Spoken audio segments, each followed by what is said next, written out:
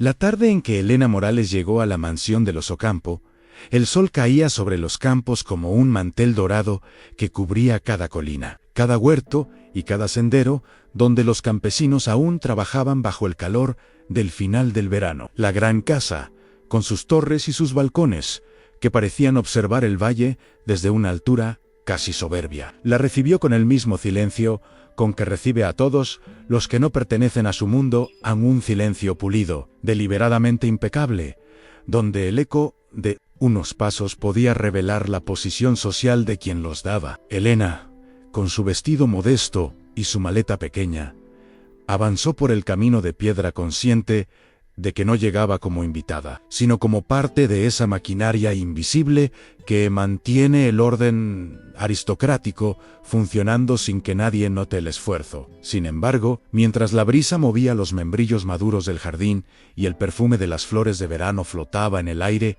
hubo un instante, breve, casi ilusorio, en que pensó que, tal vez, su vida estaba por tomar un rumbo distinto. Apenas cruzó la entrada, sintió como la mansión imponía su presencia en pasillos largos, adornados con retratos de antepasados que parecían juzgarla desde sus marcos dorados. Alfombras que amortiguaban el ruido como si la casa misma prohibiera cualquier exceso de voz. Y un personal de servicio que se deslizaba en silencio, sin atreverse a mirar a los ojos a nadie que viniera de arriba. Elena fue conducida a la sala de estudios donde debería encargarse de la educación de Inés, la sobrina huérfana de la condesa. Allí, en un espacio más cálido que el resto de la casa, vio los cuadernos vacíos, los mapas sin marcar, los libros llenos de polvo que nadie había tocado desde antes de la tragedia familiar y, al ver a la niña, delicada, pálida, con ojos grandes que apenas se atrevían a levantar la mirada, Elena comprendió que su labor no consistía solo en enseñar letras y números,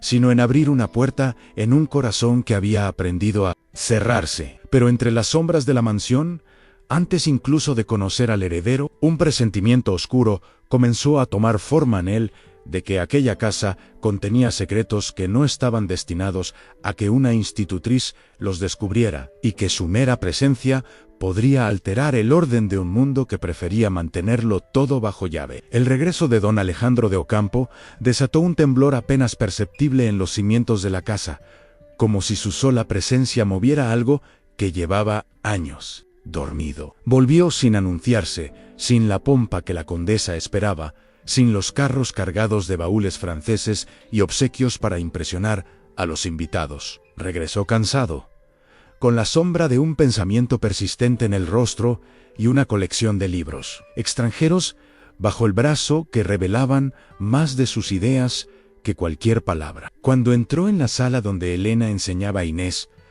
lo hizo con el porte arrogante de un aristócrata acostumbrado a que todos se aparten a su paso, pero también con una inquietud silenciosa que Elena detectó de inmediato. Su mirada, fría en apariencia, se posó primero en la institutriz, como si quisiera clasificarla entre los objetos útiles de la casa. Pero algo en la serenidad de ella, en la forma en que sostenía el lápiz de la niña, lo obligó a mirar una segunda vez. Las primeras palabras que intercambiaron fueron cortantes, de esas que parecen inofensivas, pero cargan un filo oculto en él, criticando los métodos de enseñanza con un tono mordaz. Ella respondiendo con respeto, pero sin inclinar la cabeza. Alejandro no estaba acostumbrado a eso, acostumbrado a damas que lo adulaban o criados que lo obedecían sin respiración. No comprendía cómo una institutriz podía atreverse a contradecirlo con tanta calma, y sin embargo, no sintió irritación, sino una chispa peligrosa, una curiosidad que lo incomodó más que una discusión abierta. Con el paso de los días, mientras lo veía debatir sobre las injusticias de la finca o cuestionar las tradiciones vacías que su madre veneraba, Elena comenzó a notar en él la máscara del heredero perfecto deslizándose, revelando a un hombre que también estaba cansado de su papel. Fue entonces cuando la casa, como si tuviera ojos propios, comenzó a vigilar sus encuentros en un corredor que resonaba demasiado cuando pasaban juntos. Un sirviente que observaba de reojo, la condesa, que aparecía siempre en el momento menos oportuno, y entre esas paredes espesas que retenían secretos desde generaciones atrás, una verdad empezó a crecer en silencio, algo estaba por romperse. Y quizá ellos dos serían quienes pagarían el precio. Con el paso de las semanas, Elena descubrió que la mansión tenía dos ritmos distintos. El de la aristocracia, visible, lleno de visitas calculadas, meriendas ceremoniosas y conversaciones que no decían nada. Y el otro, más silencioso, que corría bajo la superficie como un río escondido. Era el ritmo de las cocinas, de las habitaciones de servicio, de los establos donde los mozos comentaban con cautela los cambios que Alejandro proponía para la finca. Ese segundo ritmo era el que Elena comprendía mejor. Allí se hablaba de la falta de zapatos de los niños de los jornaleros, de los retrasos en los pagos, de las tierras fértiles que la condesa había destinado solo para arreglos florales para impresionar a sus invitados. Mientras enseñaba geografía a Inés o repasaba textos de historia, podía sentir el pulso invisible de esas preocupaciones. Y, aunque su contrato especificaba que su mundo debía limitarse a la sala de estudios, su conciencia insistía en traspasar esas fronteras, prestando oído a quienes nunca eran escuchados. Alejandro, por su parte, parecía gravitar hacia ese ritmo oculto con una mezcla de resignación y furia contenida. Lo veía en la manera en que regresaba de sus visitas a los campos, aun con la ropa empolvada, las manos aún temblando de discutir con los capataces, los ojos encendidos por una frustración que ni los lujos de la casa, ni los discursos de su madre lograban apaciguar. Y cada vez que pasaba por la puerta entreabierta de la sala de estudios y encontraba a Elena inclinada sobre un mapa, con Inés, una parte de él se detenía, no sabía por qué. Tal vez veía en esa escena una sencillez que la vida aristocrática le había robado hacía años. Tal vez lo desconcertaba la elegancia sin adornos de la institutriz, que no parecía esforzarse por impresionarlo y sin embargo lograba desarmarlo con una sola frase. O quizá lo que lo detenía era la niña, que volvía a mostrar señales de vida solo cuando Elena estaba cerca. Lo cierto es que, sin proponérselo, Alejandro empezó a entrar cada vez más a la sala bajo el pretexto de ver el avance de la niña, cuando en realidad buscaba algo más: escuchar la voz de Elena, oír cómo ordenaba el mundo con una lógica simple y honesta que contrastaba dolorosamente con las mentiras que llenaban los salones de su madre. Pero la casa de los Ocampo no toleraba bien los cambios. La condesa Beatriz, siempre alerta a cualquier detalle que pudiera afectar su reputación, comenzó a notar la frecuencia con que su hijo se detenía en la sala de estudios. Observaba desde las escaleras, fingiendo revisar un florero o ajustar un cuadro, mientras sus ojos, fríos y calculadores, seguían cada gesto, cada palabra, cada coincidencia. Para ella, Elena era una pieza útil, sí, pero una que debía permanecer en su sitio. Una institutriz que inspiraba afecto en una niña huérfana era bienvenida. Una institutriz que inspiraba interés en un heredero era un peligro. Y como toda mujer que ha sobrevivido en la aristocracia mediante el control absoluto del entorno, la condesa no dejaba nada al azar. Ordenó que ciertas puertas permanecieran abiertas para ventilar, envió a los sirvientes por nuevos recorridos y multiplicó los eventos sociales para mantener a su hijo ocupado, lejos de la sala de estudios. Pero aquello que temía menos y que no sabía cómo nombrar era precisamente lo que crecía en los silencios entre una palabra y otra. Una tarde, cuando los últimos colores del atardecer se colaban por los ventanales del estudio, Alejandro se detuvo a observar a Elena explicar a Inés el movimiento de los ríos en un mapa dibujado a mano. La niña, que llevaba semanas sin pronunciar más de 2 palabras seguidas, señaló uno de los trazos con un dedo tembloroso. Elena sonrió con una ternura tan verdadera que Alejandro sintió que algo en él se fracturaba. Fue entonces cuando comprendió que aquella mujer no era una simple empleada, era la única persona que había traído luz a la vida de Inés. Y, sin que él lo hubiese buscado, también a la suya. Y en ese instante, justo cuando intentó decir algo torpe, algo que no debía decir, algo que podía arruinarlo todo, se oyó un golpe seco en la puerta. La condesa apareció en el umbral con una expresión impecablemente compuesta, pero con los ojos ardiendo de sospecha. Observó la escena en silencio, como quien evalúa un crimen aún no cometido, y, aunque no dijo una sola palabra, Alejandro y Elena sintieron que, Desde ese momento, la casa entera comenzaría a vigilar cada uno de sus movimientos. La tensión en la mansión comenzó a espesarse como una niebla silenciosa, perceptible solo para quienes vivían dentro de sus muros, día tras día. Elena lo sintió primero en los susurros de los sirvientes, en la forma en que apartaban la mirada cuando ella entraba a una habitación, como si temieran que la proximidad pudiera comprometerlos. También lo notó en los cambios sutiles del comportamiento de Inés Ann la niña, que había empezado a hablar en susurros y a garabatear pequeños dibujos llenos de color. Volvió de pronto a encerrarse en sí misma cada vez que escuchaba pasos que no reconocía. Era como si la casa entera hubiese entendido que algo profundo, algo prohibido, estaba germinando, y reaccionaba intentando sofocarlo antes de que floreciera. A pesar de ello, Elena continuó con su labor, intentando mantener la serenidad en medio de un ambiente donde cada objeto parecía observarla, pero dentro de ella crecía una inquietud que no lograba calmar a Ann, por más que se repitiera que no era más que una institutriz. Su corazón insistía en recordarle que ya había cruzado un límite invisible. Alejandro, por su parte, vivía dividido entre el deber y el deseo. Sus días estaban llenos de reuniones con administradores, discusiones con capataces y largas cartas de su madre exigiéndole atender compromisos sociales con potenciales familias aliadas. Sin embargo, cada uno de esos compromisos, cada copa de vino en cenas interminables, cada conversación superficial con damas de la nobleza, lo dejaban más cansado, más vacío, más ansioso de escapar hacia la sala de estudio, el único lugar donde sentía que podía respirar sin una máscara. Llegó a inventar pretextos absurdos: revisar el avance de la niña, buscar un libro del archivo, inspeccionar la seguridad de las ventanas, solo para cruzar la puerta y encontrarse con la voz tranquila de Elena, guiando la mano de Inés sobre un cuaderno. Pero lo que más lo perturbaba no era su dependencia de aquel espacio, sino la manera en que ella lo miraba a veces sin querer, con una mezcla de respeto, compasión y algo más que no se permitía nombrar. Aún así, él sabía que no podía permitir que aquello avanzara en la casa. Su madre y su apellido lo tenían atado como cadenas invisibles, recordándole que su vida ya estaba escrita y que no tenía derecho a desear nada más allá del papel que le habían asignado.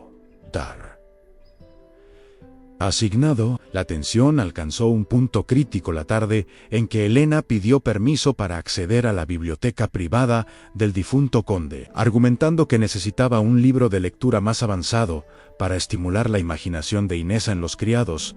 Dudaron, pero finalmente la dejaron pasar. Ann, después de todo, la condesa estaba fuera atendiendo una merienda con damas influyentes y Alejandro no se encontraba en casa. La biblioteca era un lugar imponente, con estanterías que subían hasta el techo y un olor a papel antiguo que parecía contener siglos de secretos. Elena avanzó con cautela, recorriendo los lomos de los libros con la punta de los dedos, sintiendo una mezcla de respeto y temor. Fue entonces cuando encontró un volumen mal colocado, ligeramente hundido entre dos enciclopedias. Al moverlo, oyó un mecanismo suave y un pequeño cajón oculto se abrió en el escritorio del conde. Dentro había documentos doblados con cuidado, atados con una cinta de tela. Elena sintió un escalofrío, un presentimiento oscuro que le advirtió que estaba cruzando un territorio del que ya no habría retorno. No obstante, algo más fuerte que el miedo la impulsó a abrirlos. Leyó primero el testamento original del conde Ocampo, una declaración clara, firme, donde se destinaba parte de la renta anual de la finca para la creación de una escuela y una clínica para los trabajadores. Era un documento lleno de una bondad práctica, profundamente humana, que la conmovió. Luego, con las manos temblorosas, abrió el segundo documento, el borrador redactado a petición de la condesa Beatriz. Allí, la cláusula desaparecía por completo. En su lugar, había disposiciones para una dote descomunal destinada al futuro matrimonio de Alejandro con una noble de apellido ilustre. Elena tuvo que sentarse para poder respirar. Comprendió entonces la magnitud del conflicto. La condesa no solo quería controlar la vida sentimental de su hijo, sino que estaba dispuesta a borrar la voluntad de un hombre muerto para mantener el esplendor de su linaje, un fuego silencioso, hecho de indignación y tristeza. comenzó a arder en el pecho de Elena, y mientras dejaba los documentos exactamente como los había encontrado, supo que aquello marcaría un antes y un después. Porque, por primera vez, la institutriz tenía en sus manos un secreto capaz de quebrar la mansión, o de salvar a quienes vivían atrapados dentro de ella. Los días posteriores al descubrimiento en la biblioteca fueron para Elena una mezcla insoportable de vigilancia y angustia. Cada vez que cruzaba un pasillo, sentía que los ojos de los retratos ancestrales la seguían, juzgándola por haber osado tocar aquello que solo pertenecía a los Ocampo. Se obligó a comportarse con normalidad, a enseñar a Inés, como siempre, a sonreír con serenidad incluso cuando el estómago se le retorcía por la culpa y el temor. Pero dentro de ella, la verdad ardía como un carbón encendido. Ya no podía mirar a Alejandro sin pensar en la traición que lo rodeaba, ni escuchar las órdenes de la condesa sin percibir la falsedad detrás de cada gesto amable. Y lo peor de todo era que la niña, sensible como solo los niños heridos pueden serlo, parecía absorber esa tensión como una esponja. Inés empezó a observarla más de cerca, como si percibiera que algo grave se había instalado en la atmósfera. Una tarde, mientras practicaban lectura, la niña tomó la mano de Elena y, con una voz diminuta pero firme, susurró: «Tía Beatriz está enojada contigo». Y con él en Elena no supo responder, pero un escalofrío le recorrió el cuerpo. La mansión ya no era solo un espacio hostil, era una fiera que empezaba a mostrar los dientes. Alejandro, por su parte, notó el cambio incluso antes de formularlo en palabras. Elena ya no levantaba los ojos con la misma tranquilidad cuando él entraba en la sala de estudio. Inés se aferraba a la falda de la institutriz cuando escuchaba pasos pesados en el pasillo, y la condesa estaba más presente que nunca, apareciendo detrás de columnas, enmarcada en puertas entreabiertas, siempre con la mirada fija en su hijo, como si intentara descifrar un secreto que se escapaba entre sus dedos. Alejandro no sabía qué había ocurrido, pero sentía que algo lo estaba empujando hacia una encrucijada. Una mañana, después de una discusión especialmente amarga con su madre sobre sus obligaciones como heredero, salió al jardín buscando aire. Caminó sin rumbo entre los rosales, y fue entonces cuando vio a Elena cruzando el invernadero con un cuaderno entre las manos. Hubo algo en su postura, un cansancio profundo, una determinación silenciosa que lo descolocó. Y por primera vez en su vida, el heredero rebelde sintió verdadero miedo, a miedo de que aquella mujer, a quien ya no podía dejar de mirar, se estuviera preparando para despedirse. La tensión explotó finalmente en un encuentro fortuito, en uno de aquellos pasillos angostos por donde los criados solían transitar sin ser vistos. Elena regresaba de la biblioteca con un libro de lectura para Inés cuando dobló una esquina y se encontró de frente con Alejandro. Ninguno de los dos esperaba al otro, ninguno estaba preparado. El libro casi se le cayó de las manos. Él no supo qué decir al verla tan pálida, tan temblorosa, tan distinta de la mujer firme que había admirado semanas atrás. Durante unos segundos, solo se quedaron allí, mirándose como si las paredes hubieran desaparecido. Alejandro fue el primero en hablar. Con una voz baja, cuidadosamente contenida: «Ha ocurrido algo». Elena quiso mentir, quiso decir que estaba cansada o que no dormía bien, pero las palabras se negaron a salir, y entonces, con una mezcla de valentía y desesperación, dijo lo único que podía: «Anay, cosas en esta casa que usted no sabe». Alejandro sintió como el corazón le latía con violencia. Dio un paso hacia ella, pero Elena retrocedió instintivamente, no por miedo a él, sino por temor al mundo que los rodeaba. «No puedo decirle más», añadió ella, «pero tenga cuidado, incluso con quienes cree que lo protegen». Antes de que Alejandro pudiera responder, la condesa apareció detrás de él como una sombra afilada. Su voz, dulce en apariencia, pero venenosa en el fondo, cortó el aire, interrumpiendo el trabajo de la señorita Morales. «Hijo». Alejandro se tensó. Elena bajó la mirada de inmediato, como exigía el protocolo. La condesa avanzó, se colocó entre ambos con una sonrisa impecablemente ensayada y posó una mano en el brazo de su hijo.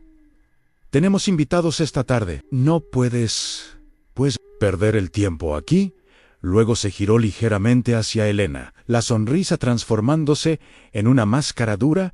«Y usted, señorita, recuerde cuál es su lugar». Elena sintió el golpe de esas palabras como una bofetada.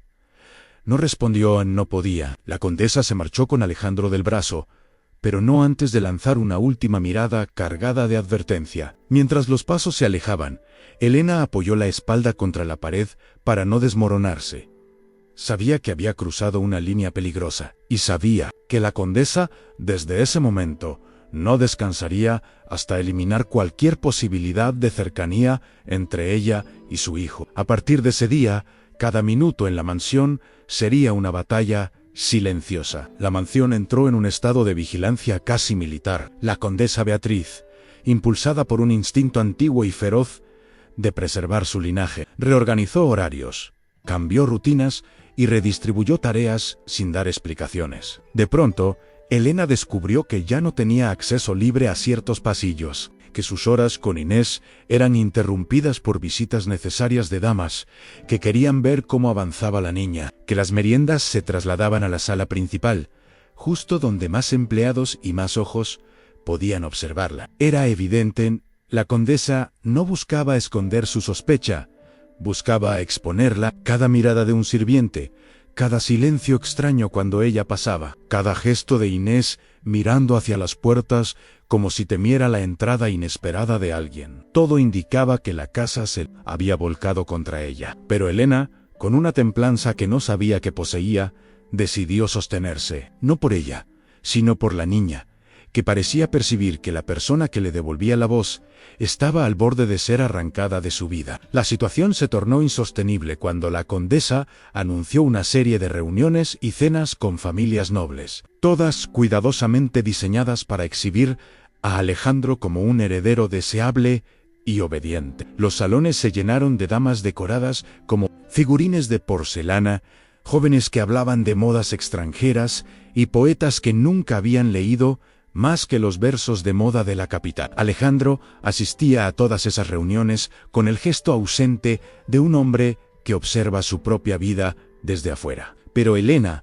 no necesitaba estar en el salón para saber lo que ocurría. Los comentarios llegaban a través de los criados en que doña Eugenia, la hija del duque, había sido especialmente insistente en conversar con Alejandro, que la condesa había mencionado en voz alta lo conveniente que sería el enlace, que los invitados ya hablaban del futuro compromiso como un hecho inevitable. En la sala de estudios, Elena hacía lo posible por concentrarse en Inés, pero los sonidos de risas y música filtrados desde la planta baja le revolvían el alma. No por celos, se repetía una y otra vez, sino por angustia. Si Alejandro aceptaba ese matrimonio, todo lo que ella había descubierto, todo lo que él decía defender, moriría sepultado bajo un mantel de encajes y alianzas vacías. La chispa que encendió el incendio ocurrió una noche particularmente fría, justo cuando Elena se disponía a acostar a Inés en la niña, que ya había mostrado sensibilidad a los cambios del ambiente, la miró con ojos grandes y vidriosos. «¿Te vas a ir?», preguntó de improviso. Elena sintió que el corazón se le detenía. Trató de sonreír, de asegurarle que todo estaba bien. Pero Inés sacó de debajo de su almohada un pequeño dibujo. En el papel, la niña había trazado con torpeza 3 figuras: ella misma, Alejandro y Elena, tomados de la mano frente a una pequeña casa sin torres, rodeada de árboles. «Quiero vivir aquí», dijo la niña con un susurro firme, «no en esa casa donde todos gritan y nadie escucha». Elena no pudo contener las lágrimas. ¿Cómo explicarle que el mundo no permitía que sueños tan simples se hicieran realidad? ¿Cómo decirle a una niña que había aprendido a hablar de nuevo que la vida, a veces, rompía todo lo que se atrevía a florecer? Esa misma noche, mientras descendía las escaleras con el dibujo aún temblando entre sus dedos, Elena escuchó voces provenientes del salón principal. La condesa y Alejandro discutían, no a gritos, sino con esa tensión helada que hiere más que cualquier palabra feroz. El enlace con la duquesa es una oportunidad única, decía la condesa con un tono que mezclaba autoridad y súplica. ¿O acaso prefieres arruinar tu nombre por una institutriz? Alejandro no respondió de inmediato. Elena, escondida detrás de una columna, sintió que la respiración se le detenía. Mi nombre ya no significa lo que tú crees, respondió él finalmente, con una calma peligrosa. Y si para conservarlo debo sacrificar la voluntad de mi padre y mi propia vida, entonces no vale nada la condesa.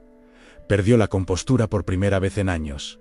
Todo esto es por ella, escupió. Alejandro no respondió, pero su silencio bastó. La condesa lo abofeteó. Un gesto seco, rápido, lleno de desesperación. Elena, paralizada, comprendió que el conflicto había estallado. Ya no había vuelta atrás. La casa, el linaje, las tradiciones, todo estaba ardiendo. Y ella, una simple institutriz, estaba en el centro del incendio. La mañana siguiente amaneció con un aire inquietante, como si la mansión entera hubiese pasado la noche conteniendo la respiración. Elena sintió la tensión incluso antes de bajar a la sala de estudios. Los criados se movían con pasos apresurados, evitándole la mirada, y la condesa no hizo acto de presencia en el desayuno, algo que jamás sucedía. Alejandro tampoco apareció. Inés, más sensible que nadie, se aferraba a la mano de Elena con una mezcla de miedo y confusión. Así transcurrió la mañana, en un silencio espeso que parecía anunciar una tormenta. Fue recién después del mediodía cuando la noticia se esparció entre murmullos. La condesa había enviado invitaciones a varias familias nobles para una cena formal esa misma noche. Una cena improvisada con un único objetivo: ancelar frente a testigos el compromiso entre Alejandro y doña Eugenia. Era un movimiento calculado, despiadado, que no dejaba espacio para discusiones. Si Alejandro aceptaba menos, y la condesa estaba segura de que lo haría, no solo su destino quedaría sellado, sino también el lugar de Elena, expulsada sin ceremonia, borrada como un error inconveniente. Elena se enteró de la noticia por boca de una doncella que, con más compasión que prudencia, se lo susurró mientras colocaba flores frescas en el salón. El impacto la dejó sin aire. No por amor, se dijo con desesperación, sino por lo que aquello significaba: la muerte de la voluntad del difunto conde. La destrucción de los proyectos que podrían haber cambiado la vida de cientos de personas. La condena de Inés a crecer en una casa donde las decisiones se tomaban con frialdad calculada y sí, también por amor. Esa palabra que había evitado incluso en la intimidad de sus pensamientos, ahora la golpeaba con fuerza. Amaba al hombre que luchaba contra su propio apellido, al hombre que defendía a los campesinos, que escuchaba a una niña herida, que la miraba como si ella fuera la única persona que le decía la verdad, pero sabía que no podía intervenir abiertamente. Una institutriz que se atreviera a desafiar un compromiso aristocrático sería despedida, acusada, destruida socialmente. Aún así, cuando miró a Inés dibujando en silencio un mapa con ríos y montaña, algo se quebró dentro de ella. No podía permitir que la niña, ni Alejandro, ni la memoria del conde fueran sacrificados en un altar de conveniencia. Esa tarde, con el pulso acelerado y el corazón dividido entre el miedo y la determinación, decidió que había llegado la hora de usar la verdad que había encontrado en la biblioteca, sin importar las consecuencias. Cuando el sol comenzó a ponerse, dejando la mansión bañada en una luz rojiza que parecía presagiar tragedia, los preparativos para la cena avanzaban sin descanso. Los sirvientes corrían de un extremo a otro con bandejas, velas y cristalería. Los pasillos olían a cera caliente y a flores cortadas, y el murmullo de conversaciones nerviosas llenaba el ambiente. Elena observaba desde la distancia, sintiéndose como un fantasma dentro de una casa que ya no la aceptaba. No era invitada, por supuesto. Su deber era permanecer en la sala de estudios hasta que la cena terminara, pero sabía que no podía quedarse allí esperando el desenlace de una historia escrita por otros. Esa noche debía decidir entre su silencio y la verdad. La verdad pesaba como una piedra en su pecho. Tomó los documentos que había encontrado, el testamento original y el borrador manipulador de la condesa. Los envolvió cuidadosamente en un pañuelo y los guardó en su bolso. La decisión estaba tomada, solo faltaba encontrar el momento. Fue Inés quien desencadenó lo inevitable. Cuando los invitados ya habían comenzado a llegar y el sonido de carruajes y risas resonaba en la entrada principal, la niña, temblando, apareció en la puerta del estudio. «No, quiero que se case», dijo con la voz rota. «Anel no quiere». «Tú tampoco». Elena trató de tranquilizarla, pero Inés, en un acto desesperado, salió corriendo. Elena la persiguió con el corazón en la garganta, bajando escaleras, cruzando pasillos y esquivando a los sirvientes. La niña atravesó el vestíbulo, donde varios invitados la observaron con sorpresa, y salió por la puerta lateral hacia el jardín oscuro. La siguió entre las sombras hasta la antigua escuela abandonada del pueblo, un edificio humilde y olvidado que había visto tiempos mejores. Allí encontró a Inés, llorando, abrazando el dibujo de la casita. Elena la tomó entre sus brazos y, mientras la consolaba, entendió que ya no podía permanecer en silencio. Contener la verdad era traicionar la inocencia de aquella niña y el futuro que el conde había soñado. Regresó con ella a la mansión, con las manos firmes y el corazón ardiendo, sabiendo que la noche apenas comenzaba y que todo estaba por romperse. Cuando Elena y la niña cruzaron nuevamente el umbral de la mansión, la cena estaba en su punto más solemne, en invitados sentados, velas encendidas, música suave en el fondo, y la condesa de Ocampo, alzando una copa para iniciar un brindis que sellaría públicamente el compromiso entre Alejandro y doña Eugenia. Él estaba allí, rígido, con el rostro tallado por la resignación. Era un hombre que asistía a su propia sentencia. Los murmullos se apagaron cuando Elena entró con Inés de la mano. Fue como si una ráfaga helada recorriera el salón. Una institutriz no tenía derecho a irrumpir así. Y sin embargo, Elena avanzó con una dignidad que nadie hubiera imaginado. La condesa dejó caer la copa con un tintineo que rompió el aire. «¿Qué significa esto?», preguntó, su voz vibrando entre el miedo y la furia.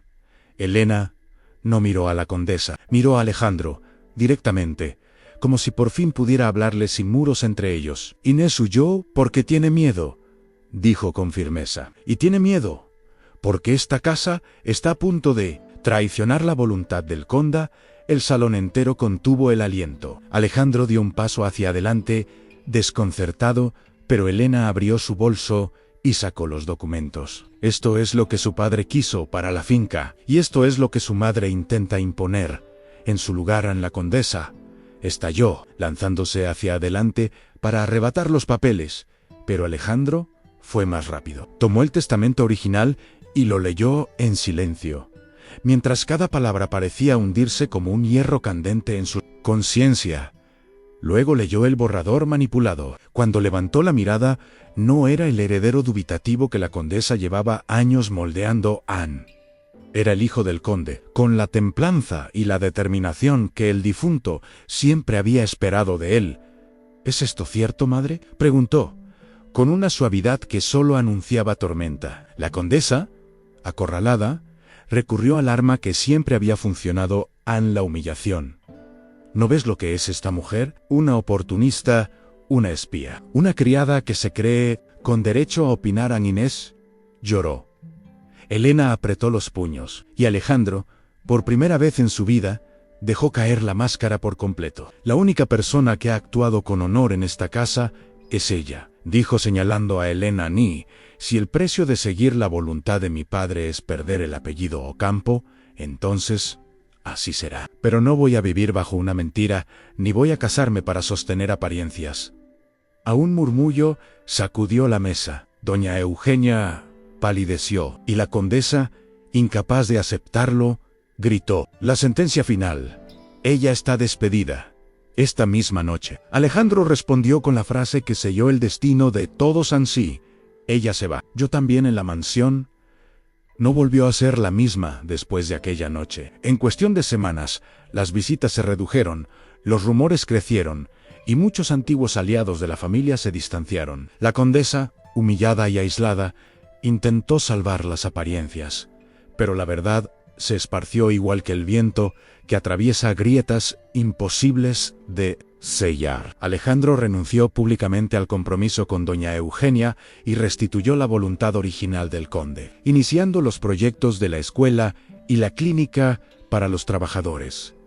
La nobleza lo llamó insensato. Algunos lo llamaron traidor de su clase. Pero él siguió adelante, guiado por algo más fuerte que los títulos: la convicción de que la justicia debía pesar más que la reputación. Elena, por su parte, abandonó la mansión con la cabeza en alto, acompañada de Inés, que no soltó su mano en ningún momento. No hubo despedidas afectuosas ni palabras de agradecimiento, solo miradas tensas que no se atrevían a desafiar lo evidente.